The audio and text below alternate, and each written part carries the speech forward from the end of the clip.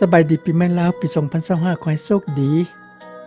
มื้อนี้เราฟังเพลงพรปีใหม่จากใจน้องแกดส่งมาให้ออกรายการแต่งโดยเอื้อยสายสมวนอินทร์เสียงใหม่แต่งเก่งหลายน้องสัสริตและน้องแกดอยู่ฟังห้องเพลงนี้เสียงม่วนๆอันดับต่อไปขอเซ็นฟังเพลงม่วนๆได้เลย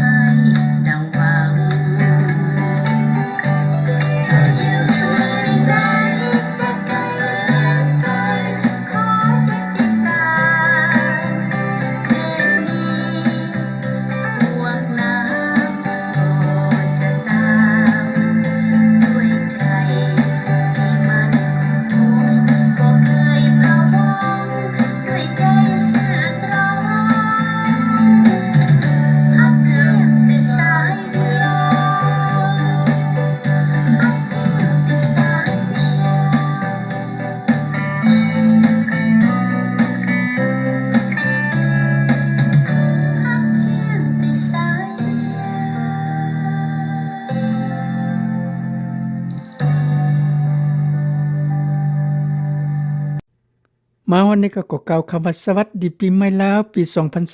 2025ขอให้พี่น้องและก็หมู่เพิ่นทุกคนผู้ที่มาติดตามรายการนี้จงมีสุขภาพแข็งแรงและก็โชคดีเฮงๆรวยๆโอกาสหน้าพบกันใหม่บ๊ายบาย